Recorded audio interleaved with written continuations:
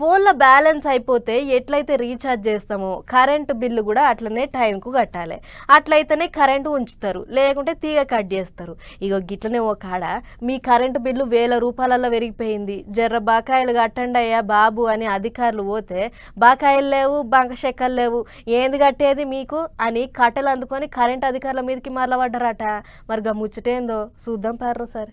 తాగినోడే కట్టాలి తాళ్ళ పన్ను అన్నట్టు వాడుకున్నోడే కట్టాలి మరి కరెంటు బిల్లు కూడా.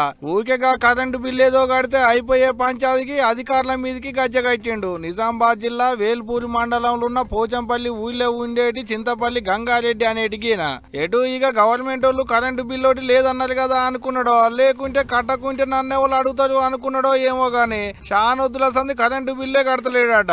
ఆయే పాయే అటు ఇటుగా ఓ 24,000 రూపాయల దానికి అయిందట బకాయి.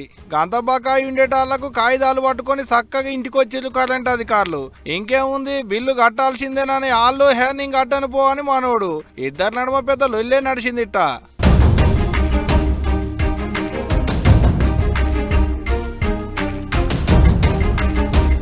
వద్దొద్దని ఇంటి వాళ్ళు లాగబట్టినా అస్సలు ఆగుతలేడు కదా.